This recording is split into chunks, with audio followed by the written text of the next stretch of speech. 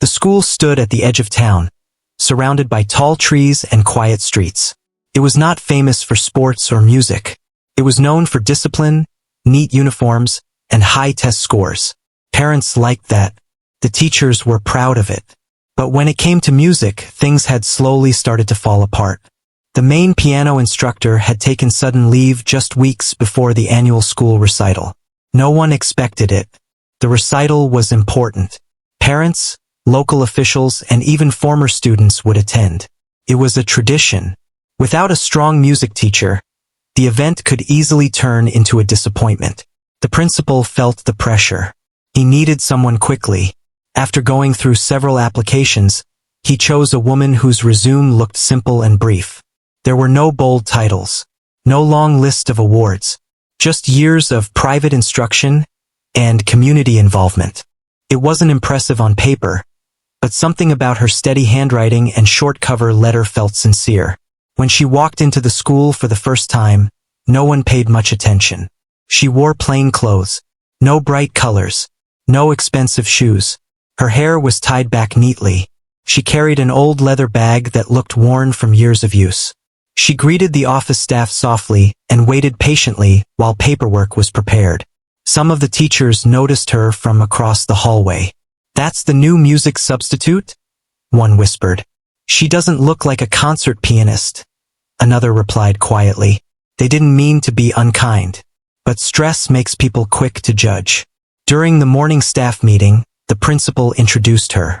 She stood up slowly and gave a small smile. Her voice was calm and gentle.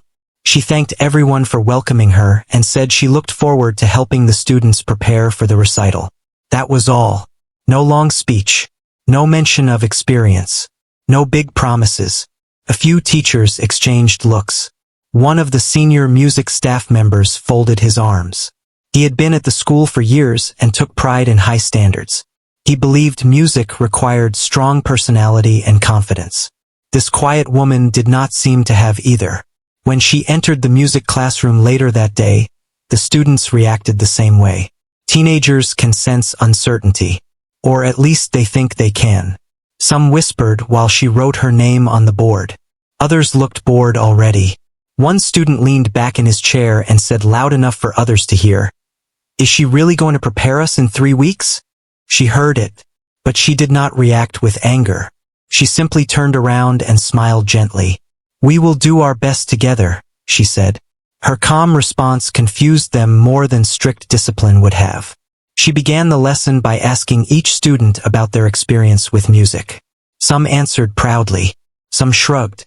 One admitted she was only in the class because her parents insisted. The woman listened carefully to every answer. She did not interrupt. She did not lecture. She simply nodded and thanked them for sharing. At the back of the room stood the old upright piano. Its surface had small scratches from years of use. The bench creaked slightly when someone sat on it. She glanced at it only once. Instead of walking straight to the instrument, she spent most of the class reviewing the basics. Hand position, timing, listening before playing. A few students looked disappointed. "Isn't she going to show us something?" one whispered. By lunchtime, word had already spread among staff that the new substitute had not played a single note yet. In the teacher's lounge, the conversation grew louder. "How can she prepare them without demonstrating?" someone asked. "We don't even know if she can handle advanced pieces," another added. The senior music teacher felt responsible for the recital's reputation. He decided he needed to see her skill for himself. That afternoon, he walked into her classroom just as the final bell rang. "Excuse me," he said politely but firmly. "We're holding a short rehearsal meeting in the auditorium. It would be helpful if you joined us." She agreed without hesitation. The auditorium was large compared to the classrooms. Rows of empty seats faced a polished grand piano under soft yellow lights. The stage felt serious, important. Several teachers were already there, reviewing programs and discussing performance order. When she entered, the room grew slightly quiet. The senior teacher gestured toward the piano. "Since you'll be guiding the students, perhaps you could play something for us," he suggested. It sounded friendly, but everyone understood it was a test. She paused for a moment. "I prefer to focus on the student's performance," she replied gently. "Yes, of course," he said. "But we would feel more confident hearing your style." There it was. Not rude, not direct, but clear. She could feel their eyes on her. For a brief second, something changed in her expression. Not fear, not anger, just a quiet thought passing through her mind.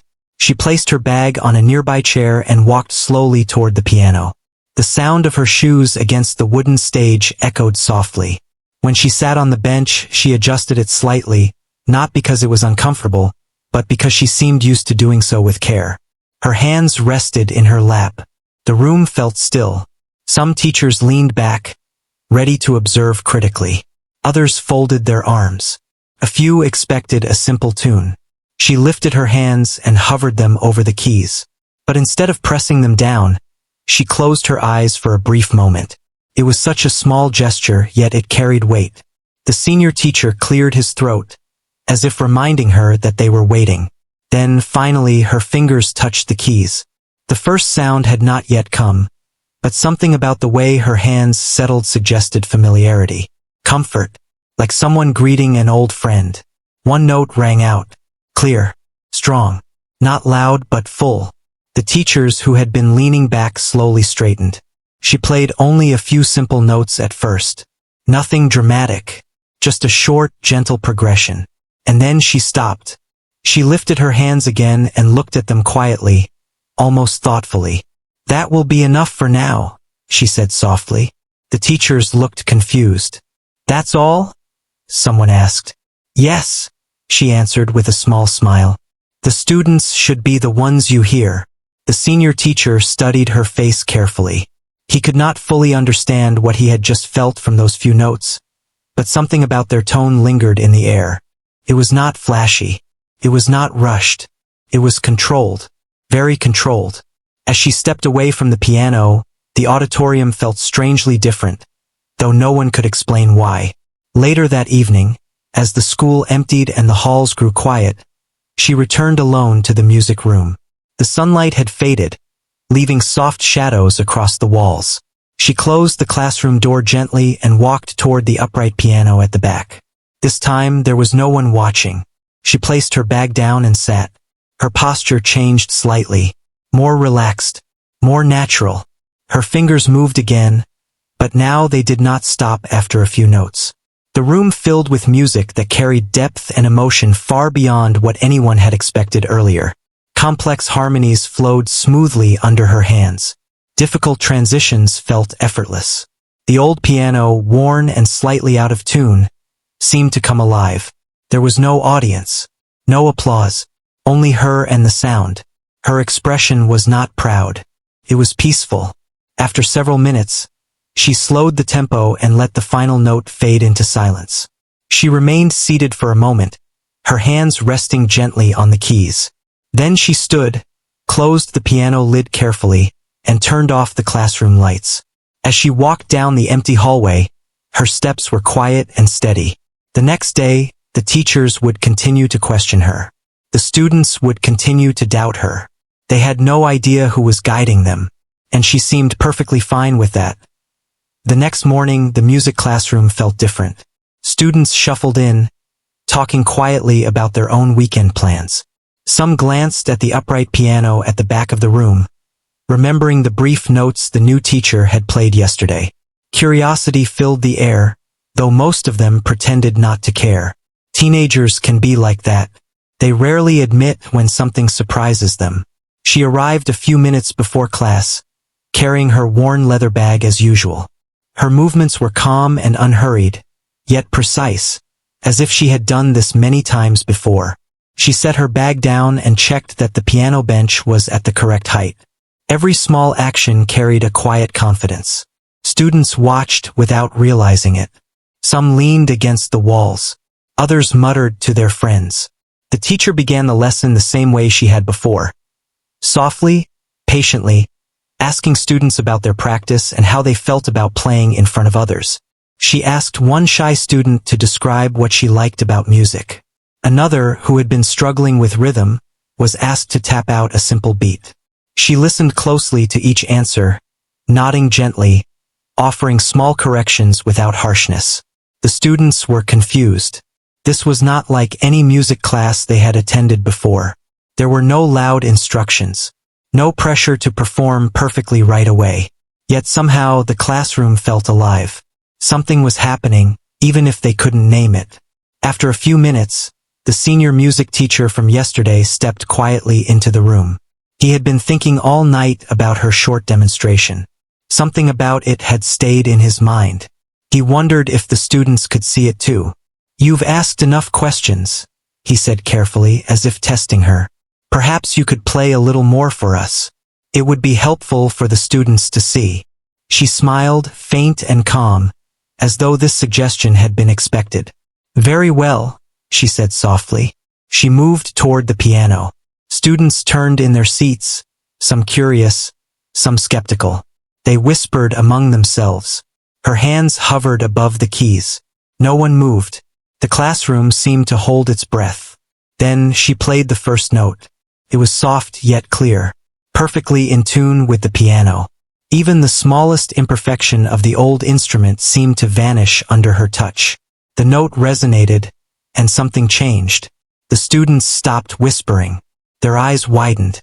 Some leaned forward. Others just sat still, frozen. The music filled the room with a presence that made it impossible to ignore. She played a short melody next. Not a simple tune, but something complex and full of emotion. Her fingers moved effortlessly with speed and precision. Yet there was warmth in every note. It was as if she spoke through the piano rather than played it. One student's jaw dropped. "How can she play like that?"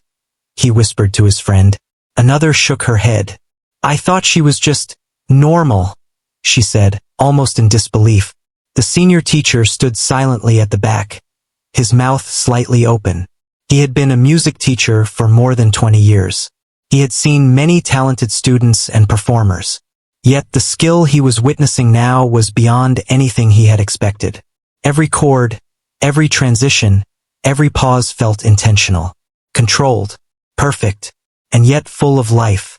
When she finished, the last note lingered in the air for a moment before fading. The room remained silent, not because no one wanted to speak, but because they couldn't. Their minds were trying to process what they had just heard.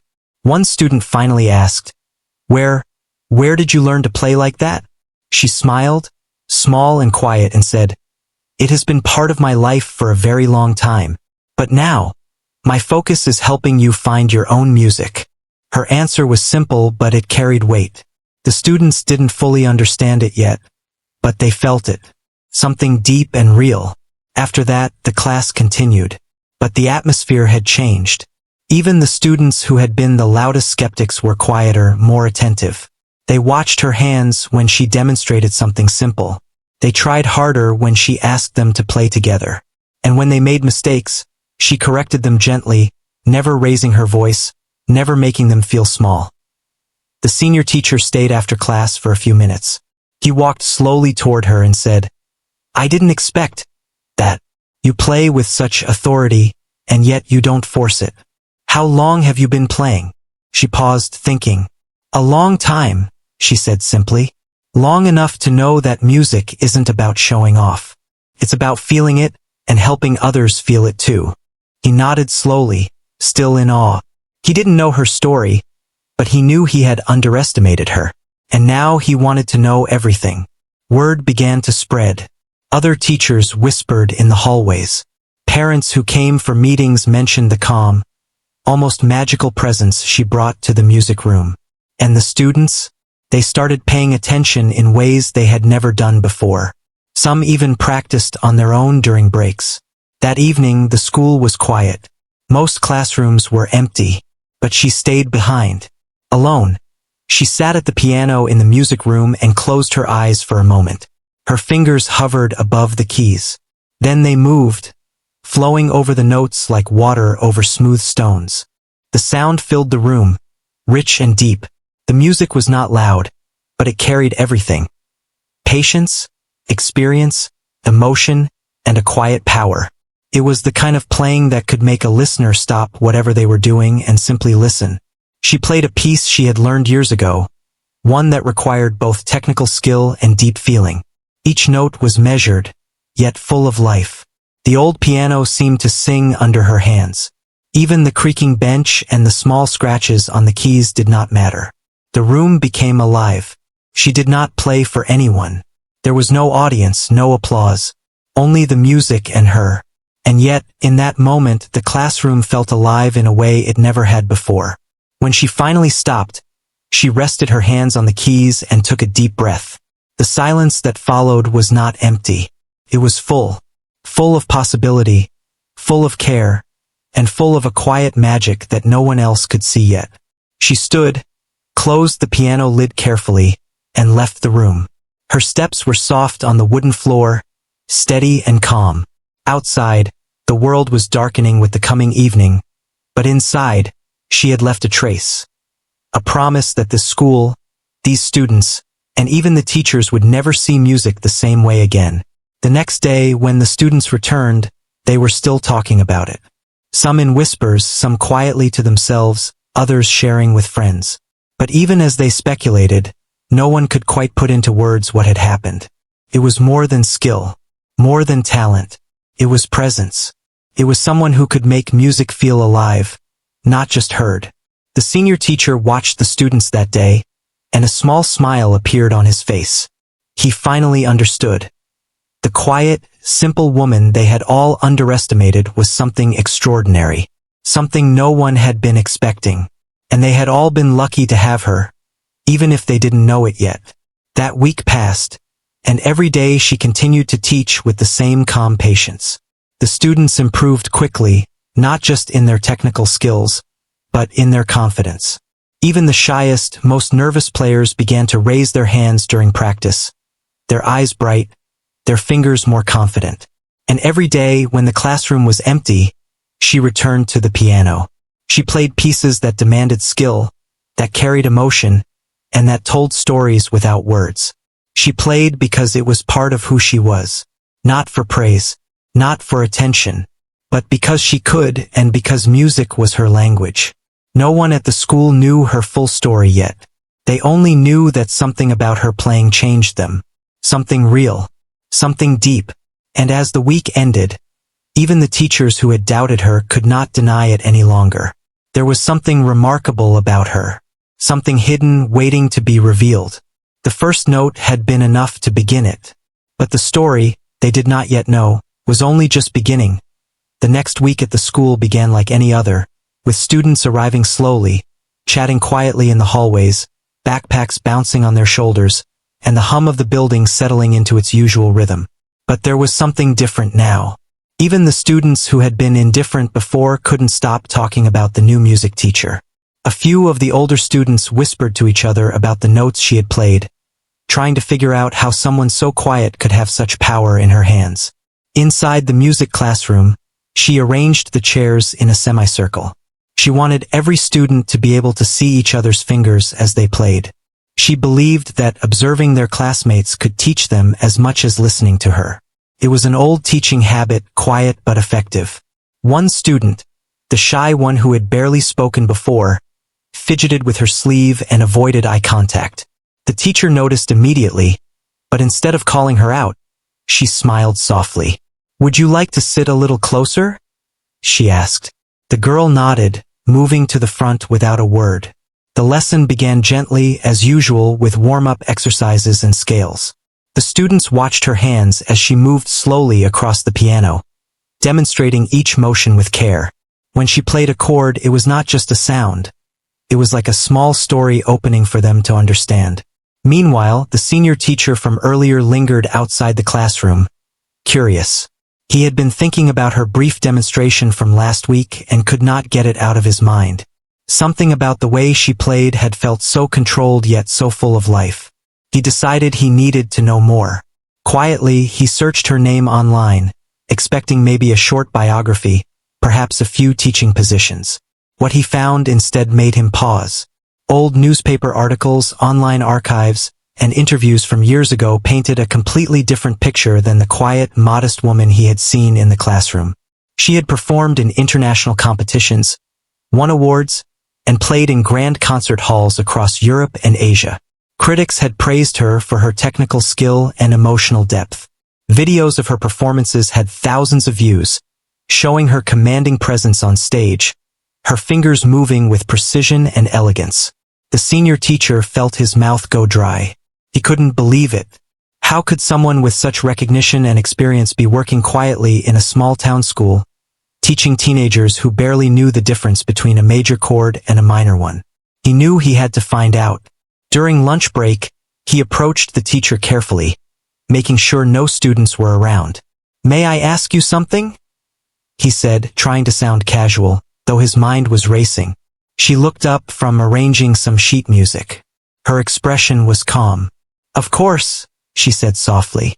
He hesitated, unsure how to put it into words. I found some information about you online. Your performances, your awards, your history as a pianist. I had no idea." Her eyes softened. She paused, then nodded slowly. "I see," she said quietly. "You've been looking." He felt a little embarrassed but pressed on. "I don't understand. How does someone with such skill and recognition end up here, teaching quietly in a school like this?" She leaned back slightly and smiled faintly, a smile that seemed both distant and warm. "Life doesn't always follow the path we expect," she said. "I played on stages I could never have imagined.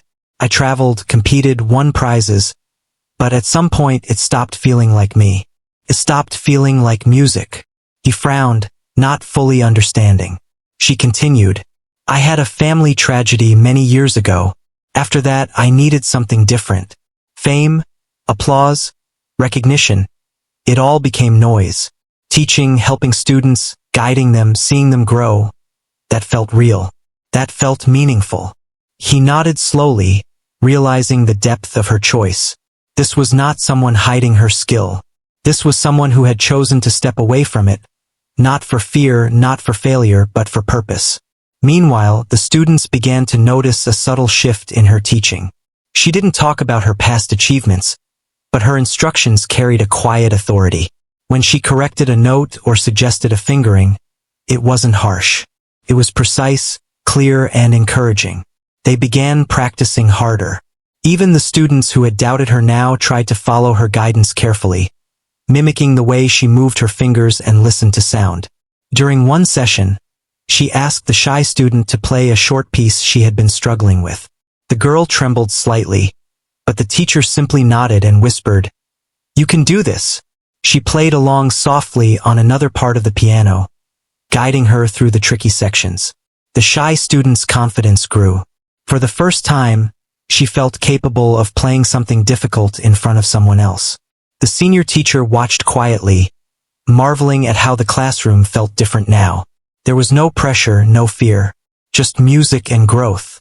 After school, he returned to his office but couldn't stop thinking about what he had learned. He decided to research more, looking through interviews, archived recordings, and old programs from competitions. He discovered that she had once been considered a prodigy, performing alongside some of the world's most respected musicians. She had a reputation for not only technical skill but also for bringing emotion and storytelling into every performance. Yet here she was, calm, modest, and patient, guiding students who had never seen a piano as more than a piece of furniture. The contrast was staggering. He realized he had been wrong to judge her based on appearance and demeanor. Her simplicity was not a sign of limitation. It was a choice to focus on what mattered most: teaching, inspiring, and nurturing. The next day, he told a few trusted colleagues quietly about what he had discovered. They were shocked. Some couldn't believe it. Others felt guilty for doubting her. They had all assumed that someone who dressed plainly and spoke softly could not possibly possess such talent. And now they realized how wrong they had been. But she never flaunted her skill. She never mentioned the awards, the competitions, the stages she had performed on. Instead, she continued teaching with the same gentle patience, guiding students through scales, chords, and pieces of increasing difficulty. Her hands moved like water across the keys, but she always encouraged the students to find their own music within themselves. A few students began noticing subtle details in her playing during lessons. They watched the way her fingers curved over the keys, the way she paused for effect, the small changes in pressure that made the notes sing differently. They whispered to each other, wondering how someone could move like that. During one lesson, she asked a group of students to perform a piece together. The shy student hesitated, looking at the others nervously. She leaned forward and whispered, "Remember, music is not about being perfect. It's about telling a story. Let it come from you." The student nodded, took a deep breath, and began to play. Her fingers shook slightly at first, but as she continued, she found a rhythm. She listened to the teacher's soft accompaniment, and the piece began to flow naturally. When it ended, the classroom was silent for a moment. Then one student whispered, That was amazing." The teacher smiled quietly, sitting back. She didn't need applause.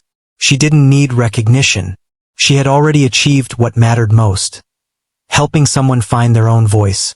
By the end of the week, whispers about her past continued to spread among teachers and students. Some parents had also begun asking questions, curious about her quiet authority. The senior teacher decided it was time to speak with the principal. He explained what he had discovered and suggested that perhaps the school should honor her past achievements in some small way, to give students a better understanding of the talent guiding them. The principal nodded thoughtfully. "Perhaps," he said carefully, "but she seems content with her role as a teacher. That is her choice and it must be respected. What matters is what she does here now." Meanwhile, in the music classroom, she continued to teach as always. She guided students through pieces they thought were too difficult, encouraged them to listen carefully to one another, and showed them how to feel the music rather than just play the notes. Each day, the students improved. Their confidence grew. Their hands moved more fluidly over the keys.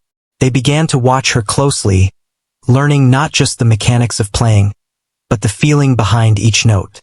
And every evening, when the classroom was empty, she returned to the piano. She played pieces she had once performed on grand stages, filling the room with sound. But she played not for recognition, not for applause, and not for anyone else's approval. She played because it was part of her, part of the life she had chosen to live quietly, humbly, and fully. No one at the school yet understood the full story of her life, but they began to sense it. The students listened differently. The teachers watched differently. Even the senior music teacher, who had doubted her at first, found himself thinking about her playing long after she had left the building. She had arrived quietly, and in doing so had changed the entire school. Her past was a mystery, but the impact of her presence was real and undeniable. And slowly, day by day, the truth began to emerge. This simple, modest woman was not just a teacher. She was someone extraordinary, someone whose hidden past held secrets powerful enough to inspire anyone who listened carefully enough to the music she shared. By the beginning of the next week, the music classroom had started to feel like a different place entirely. The students who had once been restless and distracted now arrived a little earlier, eager to take their seats, curious to see what the lesson would bring.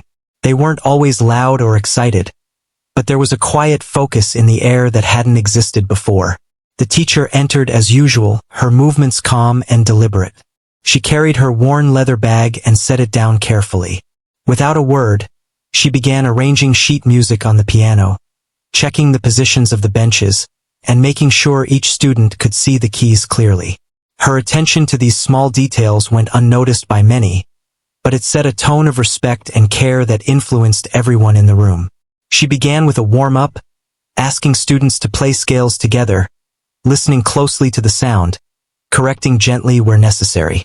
"Remember," she said softly, "music is about how it feels, not just how it looks on the page. Let your hands speak." Some students rolled their eyes quietly at first, not quite understanding. Others leaned forward, trying to grasp what she meant. Slowly, they began to realize that it wasn't about getting every note perfect. It was about listening, responding, and expressing.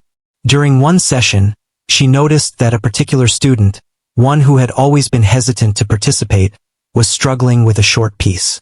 The girl's hands trembled as she pressed the keys, her eyes downcast. The teacher knelt beside her, her expression gentle. "Would you like me to show you a small trick?" she asked. The student nodded timidly. She guided the girl's fingers, demonstrating subtle changes in pressure and timing that made the notes flow more smoothly. The student's eyes lit up. For the first time, she felt capable. She played the piece from beginning to end without stopping, and the sound was no longer hesitant. Carried confidence. The other students noticed. Whispers spread across the room. "She's amazing," one said. "How does she do that?" The teacher didn't explain too much. She simply smiled and moved to the next student. It wasn't about showing off. It was about letting the students discover their own abilities. Word of her talent and patience began spreading beyond the classroom. Teachers in other departments started talking quietly in the hallways. Parents mentioned the changes they were seeing in their children. Even students from other grades came to peek into the classroom, curious about the woman who had transformed a simple music room into something extraordinary. One afternoon, the principal dropped by unannounced. He observed quietly from the back as she guided a small group of students through a duet. Her instructions were soft but precise. She demonstrated a passage on the piano, then stepped back, letting the students practice while she watched carefully. When a student stumbled, she offered a small adjustment, guiding them without criticism. By the end of the lesson, the duet sounded far better than anyone had expected. The students beamed, proud of their own progress. The principal nodded, impressed. He realized that her presence in the school was not just about teaching music. It was about building confidence, patience, and pride in achievement. That evening, as usual, she returned to the classroom alone. She sat at the piano, closed her eyes for a moment, and began to play. The room filled with music that carried emotion and depth. But unlike before, when she played for practice or for herself, tonight she played with the feeling of guidance in mind. Each note was like a quiet lesson for the students she had been teaching all week. Meanwhile, the students practiced on their own during lunch breaks and after school. Some gathered in small groups, experimenting with melodies and rhythms. The shy student who had struggled the previous week now volunteered to play in front of the group. Her confidence had grown. Her friends noticed and were inspired to try harder themselves. The senior teacher watched all of this with quiet admiration. He had been skeptical at first, judging the teacher based on appearance and demeanor. Now he realized that her humility was not a weakness but a strength. She didn't need recognition. She didn't need applause. Her joy came from helping others find their own voices. One day, the teacher announced that they would begin preparing for the school recital. The students exchanged nervous glances. They had improved, but performing in front of parents and the community felt intimidating. She noticed their hesitation. "Remember," she said gently, "this recital is not about showing who is the best. It's about sharing your music, your story, your feelings. Focus on that and everything else will follow." The students nodded, some still unsure, but her words planted a seed of courage in their hearts. Over the next few days, she worked with each student individually. She helped one boy with timing issues, guided a girl through a tricky passage, and encouraged another student to add expression to a simple melody. Every adjustment was small, but each one made a noticeable difference. By the end of the week, the students' confidence had grown tremendously. Parents began to notice changes in their children's behavior as well. They mentioned that their kids seemed happier, more focused, and more eager to practice at home. The teacher's impact extended beyond the classroom, touching the lives of families who had never imagined music could inspire in such a profound way. Then came the day of the dress rehearsal. The auditorium was filled with rows of empty chairs, waiting for the audience that would come the next day. The students were nervous but determined. The teacher guided them gently, offering encouragement and subtle corrections. The shy student, who had once trembled at every note, played her piece with confidence and clarity. Her classmates watched in amazement. The senior teacher observed quietly, realizing that the transformation was complete. These students had grown not just in skill but in character. They had learned patience, confidence, and resilience. They had discovered that mistakes were not failures but opportunities to improve. And it was all because of the quiet, humble teacher who had chosen to step away from fame and focus on something far more important. After the rehearsal, she sat alone at the piano, reflecting on the week. She knew that the students were ready for the recital. They had practiced diligently, embraced their mistakes, and learned to trust themselves. And yet, she also knew that the journey was not just about music. It was about teaching them to believe in themselves, to find their own voices, and to carry that confidence into every aspect of their lives. That night, the music classroom was quiet once again. She played softly, letting the sound fill the room. She didn't play for an audience. She didn't play to impress anyone. She played to remind herself of why she had chosen this path. The students had no idea of the full extent of her past achievements, but they didn't need to. Her guidance, patience, and quiet strength were more valuable than any performance or award. They had already learned from her, in ways that would stay with them long after they left the school. And so, as the sun set outside the windows, casting long shadows across the room, she closed her eyes, placed her hands gently on the keys, and allowed the music to carry her through the evening. She played not as a performer seeking applause, but as a teacher sharing her gift with those who needed it most. The next day, the students would take the stage for the recital. Some would be nervous. Some would doubt themselves. But thanks to her guidance, each of them would step forward with confidence, ready to share their music with the world. And through it all, she would be there, not in the spotlight, not seeking recognition, but quietly supporting them, showing them that true greatness is not about fame or awards, but about the impact we have on others. The school, once ordinary and predictable, had been transformed. Not by programs, not by new equipment, and not by rules or regulations. It had been transformed by one simple, humble woman who had chosen to teach, to guide, and to inspire. And the students, the teachers, and even the parents would never forget it. The day of the school recital arrived quietly, almost too quietly. Outside, the streets were calm, the morning sun reflecting off the school windows. Inside, the auditorium was slowly filling with parents, relatives, and a few curious townspeople. They were excited but didn't know what to expect. Recitals had been held here before, but this year felt different. Backstage, the students were nervously adjusting their instruments, smoothing their music sheets, and practicing last-minute notes under their breaths. Some whispered words of encouragement to each other. Others stared blankly, trying to calm their racing hearts. The shy student, the one who had trembled at the piano just a few weeks ago, sat quietly, clutching her sheet music, her hands shaking slightly. The teacher walked through the backstage area, moving quietly and calmly. She smiled at each student, nodding encouragement. "You've worked hard," she said softly. "Trust yourself. Let the music come from inside you." Her words were gentle, but they carried weight. Each student felt them deeply, as if a warm hand was steadying their nerves. The first student stepped onto the stage. The lights were bright, the audience silent. At first, the notes were hesitant, uneven, but the music teacher in the back watched carefully. When the student faltered, she gave a small nod, signaling encouragement without interrupting.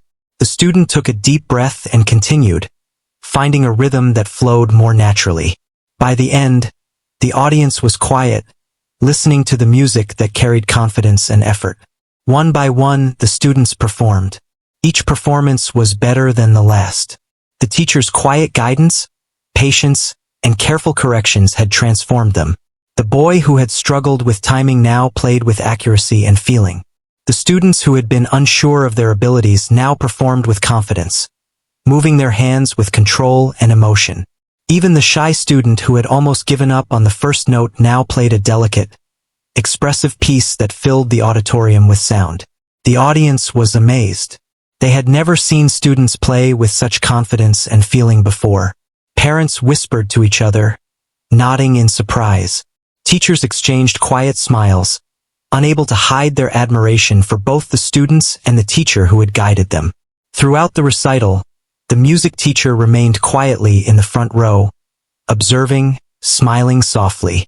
She didn't perform herself. Her joy was in seeing the students succeed, in witnessing their growth.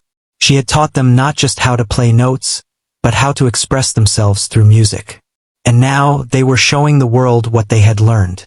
During one particularly challenging piece, the shy student's fingers trembled, and her eyes darted nervously across the keys.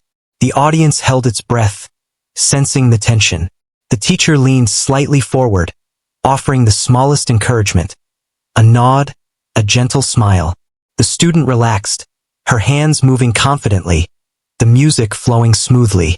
When the final note rang out, the auditorium erupted in quiet applause, more appreciative than noisy, but full of respect for her courage and talent. As the recital continued, the audience began to notice something unusual.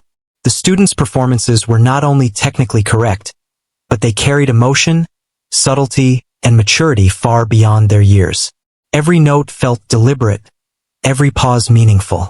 The audience could sense the teacher's influence, though they did not yet know the full story of the woman behind it. After the last piece, the students lined up at the front of the stage. The applause grew louder, more enthusiastic. Some parents stood, clapping with pride. The music teacher stepped forward to stand behind them. The audience's attention shifted to her. For a moment there was silence. She smiled, small and humble, as she acknowledged the applause. She did not speak about her past performances or the competitions she had won. She did not seek recognition. Her role was to support the students, and the audience could see that. The applause was not for her, but for the students she had nurtured and guided. After the recital, parents came backstage. They praised the students, but many also thanked the teacher quietly. "They've grown so much," one parent said, eyes shining. "We've never seen them play like this before." She smiled softly. "It is not about perfection," she said gently. "It is about effort, feeling, and confidence. They have discovered it themselves." The students were radiant with pride. Some were still shaking from nerves. Others were beaming with joy. They thanked her quietly, shyly, not knowing how to express how much her guidance had meant. She only nodded, as if the true reward was in their success, not in their thanks. After the auditorium had emptied and the students had gone home, she returned to the classroom. The piano waited as it always did, old and familiar. She sat and let her fingers move across the keys. The music was different now. It carried the echoes of the recital, the voices of her students, the growth she had witnessed over the past weeks. She played softly, slowly, letting each note resonate in the quiet room. For a moment, she paused and looked around the empty classroom. The walls seemed different, somehow alive with the energy of learning and achievement. The students had changed. The school had changed. She had not performed herself, but her impact had been profound. The next morning, the principal invited her to his office. He had been reflecting on the recital and the transformation it had brought. "You've done more than I expected," he said quietly. "The students are better musicians, but more importantly, they are more confident, more patient, and more thoughtful. You've changed them." She shook her head slightly, smiling faintly. "I only guided them," she said. "The work was theirs. I just helped them believe they could do it." He nodded. "Even so, your influence has been remarkable.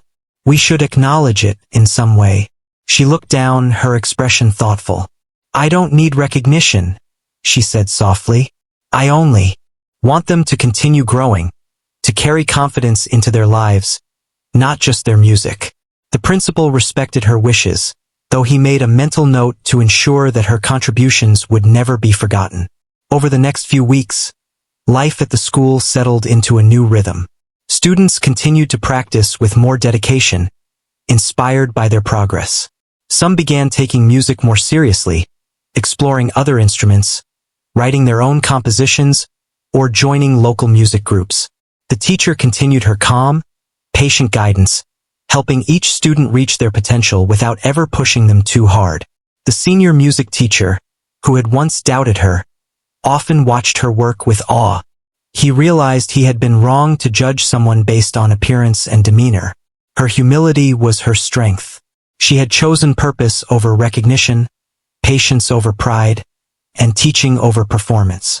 And in doing so, she had created something lasting, more powerful than any trophy or award. One afternoon, a student came to her with a small composition they had written. "Can you help me make it better?" they asked. She smiled, sitting beside them, listening carefully as they played the piece. She guided their fingers, suggested small changes, and encouraged them to add feeling and expression.